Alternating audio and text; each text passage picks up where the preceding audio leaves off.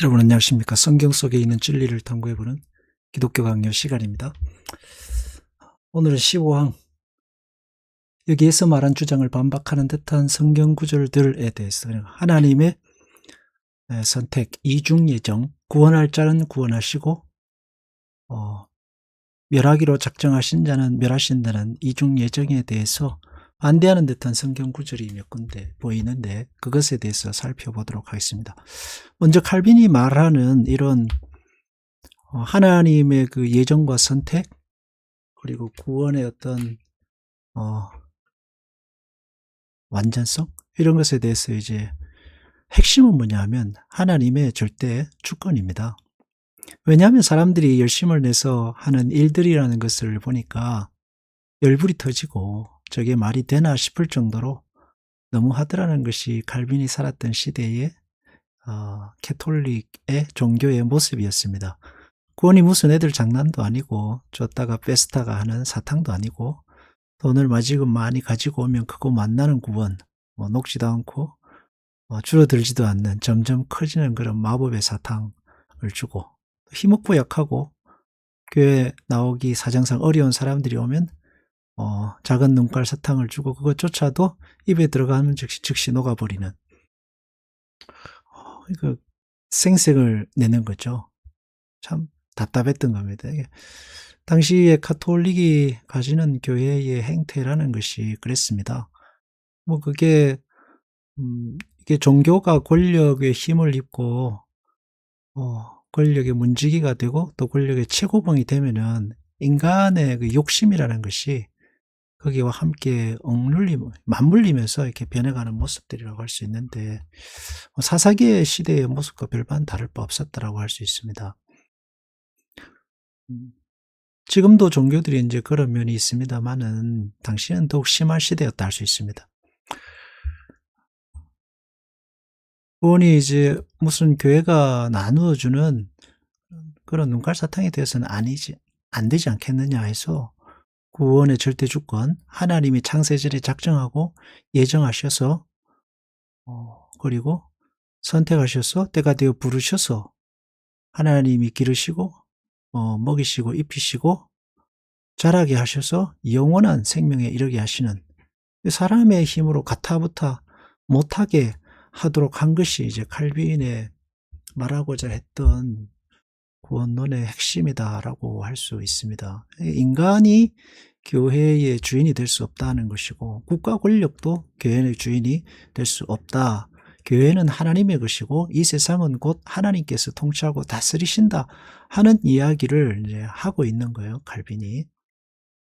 그래서 인간이 하나님의 자리에 올라서 이 구원이라는 걸 가지고 조금 더 이렇게 범위를 넓히면 하나님의 뜻이라는 말로 자기 마음대로 무슨 선심 쓰듯이 주무르는 것을 보면서 이렇게 열불이 터지는 거죠. 그래서 과하다 싶을 정도로 철저하게 하나님의 주권 쪽으로 밀어붙이고 있습니다. 아니 이걸 이렇게까지 밀어붙여야 하나 이런 생각이 들 정도로 과하다 싶을 지나치다 싶을 정도로 하나님의 절대 주권 쪽으로 밀어붙이는 거죠. 왜냐하면 인간이라는 것은 존재가 조금만 틈만 생기면은 거기에다가 집채만한 자기의, 그리고 집채만한 자기 자랑을 밀어 넣어서 그것으로 모든 것을 합리화하려고 하는 그런 존재이기 때문에 그렇습니다. 여기 보면 이제 대표적인 구절 중에 하나, 구약은 나는 악인의 죽는 것을 기뻐하지 아니하고 악인이 그 길에서 돌이켜서 떠나는 것을 기뻐하노라라고 했는데, 이렇게 보면 모든 사람들이 하나님께로 돌이키는 것을 기뻐한다라는 구절처럼 보입니다. 그러나 이게 안에 조건이 하나 붙어야 됩니다. 그건 뭐냐면 택함 받은 모든 백성들이라고 해야 됩니다. 택함 받은 모든 백성들. 사실 이 에스겔의 이 메시지는 이스라엘 백성들에게 주시는 메시지고 하나님의 택자들에게 주시는 메시지입니다. 그럼에도 불구하고 죄의 길에 들어가서 나오지 않는, 죄를 먹고 마시는 자들에 대해서 회개를 촉구하는 말씀이거든요. 애굽에 가서 한 이야기가 아니고 저기 어디 다른 나라에서 간 이야기가 아닌 것입니다. 그래서 하나님의 택함받은 자들은 모든 사람들이 구원의 이기를 원하신다.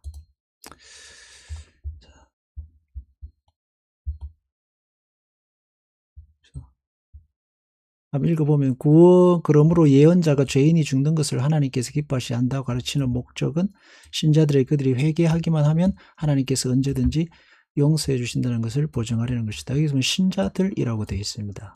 네, 불신자들이 아니라 신자들. 악인들에게는 그들이 하나님의 큰 자비하신 것을 응답하지 않기 때문에 죄가 이중으로 커진다는 느낌을 일으키려는 것이다 해서, 믿는 자들에게는 하나님의 자비와 긍휼이 너무나 크고 놀랍기 때문에 언제든지 회개하면 하나님께서 용서하신다는 것이고, 반대로 믿지 않는 자들에게는 그런 자비와 하나님의 긍휼하심에도 불구하고 자기 스스로 하나님을 버리고 세상길로 갔기 때문에 그 처벌이 배는 더할 것이다 하는 경고의 메시지가 동시에 담겨 있다라고 칼빈은 이야기하고 있습니다.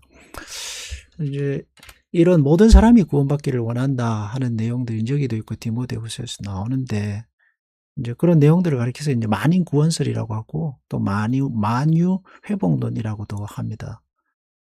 예정설과 선택설에 반대되는 쪽에 있는데, 만인 구원설이나 만유 회복론은 오리게네스와 또 유니테리안주의, 나아가서는 칼 바르트도 이런 만인 구원론, 만인 화해설 쪽에 있느냐 없느냐로 이제 조금 논란이 되고 있습니다만은, 그 내용은 뭐냐면 모든 인간은 지옥의 정화 과정을 거쳐서 궁극적으로 모든 영혼이 구원에 이른다는 주장이 만인 구원설 만유 회복론입니다. 그럴듯하고 멋있어 보이죠. 참 좋아 보입니다. 그렇구나. 그러면 얼마나 좋을까 이런 생각이 드는데, 가장 큰 문제는 뭐냐 하면 성경과 배치된다는 것입니다. 예수님의 말씀과 배치된다는 것이고, 또 창세기부터 요한계시록까지 하나님이 말씀하시는 그 믿음의 조상들, 아브라함을 통해서 주시기로 하신, 그리고 그리스도를 믿는 믿음을 택자들에게 주시고 부르시는 하나님의 그 내용, 그리고 믿는 자들과 믿지 않는 자들이 싸워왔던 그 믿음의 많은 과정들이 모두 다 무용지물이 되어버리거든요. 슬피 울며 이를 갈리라는 예수님의 말씀, 그리고 예수님 비유 중에 부자와 거지 나사로에 대한 비유, 내려갈 수 없고 거기에 들어가면 다시 올라올 수 없다고 주님께서 말씀하시는데, 그런 것들과 위배됩니다. 감람나무의 비유, 옥토의 비유, 네 가지 밭의 비유, 이런 비유들 많은 부분들에서 주님께서 주시는 말씀과 상시되는 내용들이기 때문에, 만약에 이 만인 구원설을 주장하게 되면 결국은 성경을 자기 마음대로 해석해야 되는 큰 오류에 빠지게 됩니다. 하나님은 결국은 꼭두각시에 불과하게 되고, 이 만인 구원설을 받아들이게 되면 결국 기독교도 불교라든지 이슬람교라든지 집에서 셋단지 갖다 놓고 비는 종교와 하나 다를 바 없는, 결국은 그런 종교로 이렇게 되는 거예요. 이게 이제 요즘 현대 종교의 트렌드 중에 하나입니다. 그래서 다원주의 종교죠. 너도 구원 있고 나도 구원 있고 모두 다 맞다. 사람들이 하는 얘기를 들어보면 다 틀리거든요. 불교의 구원론과 이슬람의 구원론과 솥단지 비는 사람들의 구원론이라는 자체가 완전히 다르기 때문에 그건 같을 수가 없는 내용인데, 결국은 인간의 그저 그런 희망을 담아낸 허구에 불과하다라고 할 수 있습니다.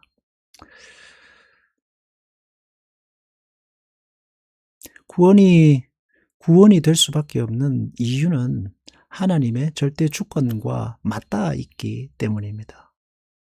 사람들이 자기 뜻대로 만났다 헤어졌다는 것이 아니라 하나님께서 예정하시고 작정하시고 때가 되어 부르시고 택하셔서 하나님의 자녀로 삼으시는 그 하나님의 절대 주권, 반드시 그것과 맞닿아 있기 때문에 구원이 되고 영생이 되고 누구도 끊을 수 없는 하나님의 사랑이 됩니다. 이게 서로 맞닿아서 하나로 맞물리지 않으면 구원은 구원으로서의 힘을 발휘할 수 없게 되는 거거든요. 그래서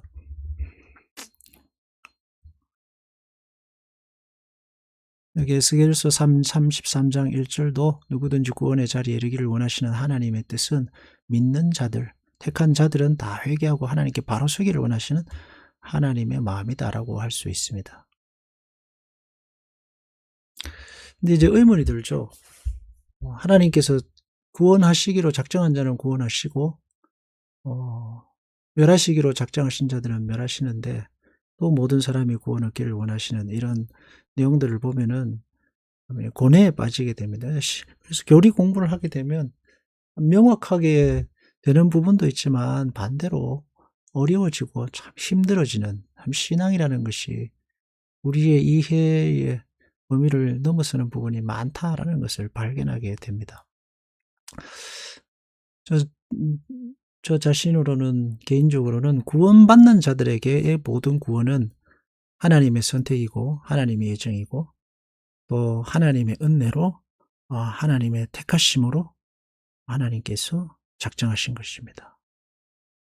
그리고 반대로 멸하시기로 작정하신 자들은 그들의 멸함도 하나님의 선택이고 하나님의 결과이지만은 동시에 그들의 죄의 싹스의 결과다라고 할 수 있습니다. 뭐 그 인생이 죄의 싹은 사망이라는 그 사망의 강물에 빠져서 흘러내려가는 모든 사람들은 자기 스스로 그 강물에 뛰어든 거거든요. 죄의 싹. 자기 선택과는 별개로 또 태어나면서부터 인간은 죄인이었고 이제 그 강물에 흘러가는데 거기서 나오지 않는 거죠.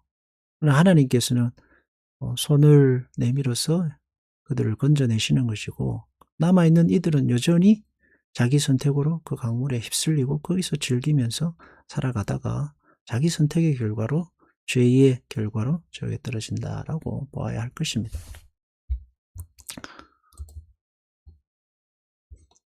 디모데전서 2장 3절 4절도 이제 이것이 우리 구주 하나님 앞에서 나고 받으실 만한 것이니 하나님은 모든 사람이 구원을 받으며 진리를 아는 데 이르시기를 원하시느니라 했습니다. 어떤 계층의 인간들에 대해서도 구원을 길을 막으시지 않고 자비를 베푸셔서 아무도 구원을 받지 못하는 일이 없도록 하신다 해서 교회에 나온 사람들의 면면을 보니까 이 사람이 구원받은 사람이 맞나? 이 사람이 교회 다녀도 되나? 이런 사람이 천국 간다는 게 말이 되느냐? 이 논란이 있을 때에 그 바울이 준 메시지가 뭐냐면 하나님은 그렇지 않다. 하나님은 모든 사람이 구원 얻기를 원하신다. 예수님께서 고치시고 택하시는 사람들의 면면을 보면 당대에 소위 말하는 그 경건하다고 하는 사람들, 능력 있는 사람들, 한번 저 사람이 교회를 다니면 참 교회가 잘 되겠다고 하는 사람들은 하나도 부르시지 않고 저런 사람들이 무슨 하나님의 백성이 될 수 있느냐 하는 사람들을 고치시고 구원하시고 부르셨어요. 귀신 들린 사람들, 눈먼 자들, 안전병이, 중풍병자, 이방인 백부장, 창기들, 문둥병자, 혈루병자, 사마리아 원일가의 여인과 같은 이런 사람들, 당시의 유대교 체제에서는 구원과는 멀리 떨어져 있던 사람들을 불러서 하나님께서 그들의 자비를 베푸시고 예수님께서 그들을 하나님의 백성 삼으시는데 그런 것을 보면은 이제 저 사람들이 무슨 구원을 받아서 하나님의 백성이 되냐, 무슨 이 말이 되냐라고 할 수 있는 사람들. 그러나 하나님은 그들을 부르신다는 것입니다. 예수 그리스도의 십자가는 그런 죄인들을 불러서 하나님 자녀 삼으시기에 하등 모자람이 없는 넘치는 은혜다라는 것을, 그리스도의 십자가의 은혜가 크고 놀랍다는 것을 보여주시는 그런 메시지라고 할 수 있습니다. 반대로 아무리 자기 스스로 경건하고 자기 스스로 하나님 뜻대로 사고 자기 스스로 잘 산다고 하는 이들이라 할지라도 그리스도의 십자가의 은혜가 없는 자들에게 있어서 그들의 자랑은 그저 물거품에 불과하다라는 것을 또 반대로 보여준다고 하겠죠. 그래서 구원이라는 것은 낮은 곳으로 흐르는 하나님의 은혜다라고 할 수 있습니다. 이게 참 구원의 신비고 묘미죠. 낮은 자를 불러서 하나님의 부함과 강함을 나타내시고 가난한 자를 불러서 하나님의 부를 나타내시는, 반대로 강하고 부한 이들을 낮추셔서 그들의 교만과 그들의 자랑을 꺾으시는 겁니다. 그래서 인간의 자랑, 하나님은 바벨탑을 무너뜨리셨듯이 지금도 하나님 인간의 자랑을 무너뜨리시고 하나님의 자비와 긍휼과 하나님의 나라를 세우십니다. 그리고 다음 인간들이 아무리 과학을 발달시키고 자기 문명을 자랑해도 하나님은 거기에 사실은 눈 하나 깜짝하지 않으시거든요. 왜냐하면 인간이 만들어낸 자랑과 그 과학과 문명이라는 것이 지금도 보면 인간의 죽음을 하나 구원할 수 없는 그런 것들이니까, 인간의 영혼의 문제라든지 마음의 문제라든지 인간의 영생의 문제라든지 이런 문제에 대해서는 아직도 오르는 게 99.9%다라고 할 수 있습니다. 네, 기도하겠습니다. 하나님 아버지, 우리를 하나님의 크신 사랑과 자비로 부르셔서 자녀 삼아 주신 것을 감사합니다. 구원의 신비한 세계 속에 우리가 살아가고 있습니다. 교만치 않게 하시고 늘 겸손하여 하나님께서 우리를 택하신 그 자비와 긍휼을 가슴에 깊이 새기고 주의 은혜 아래 살아가게 하여 주시옵소서. 내 구원이 내 능력과 내 자랑에서 온 것이 아니라 하나님의 자비와 긍휼에서 왔다는 사실을 늘 기억하고 살아야겠습니다. 주님, 우리를 불쌍히 여겨 주옵소서. 예수님의 이름으로 기도하옵나이다. 아멘.